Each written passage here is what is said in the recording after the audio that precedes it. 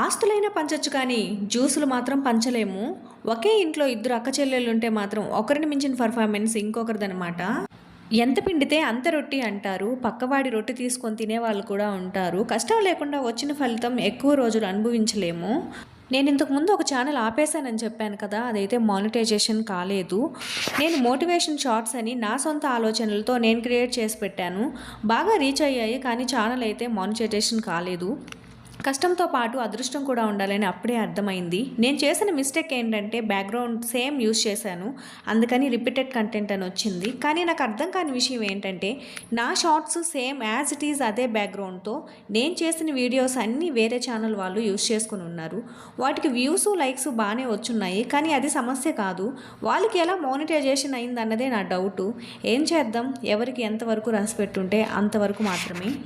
ముంజకాయలు juice చేసి ఇచ్చాను పిల్లలకి. కొట్టుకున్న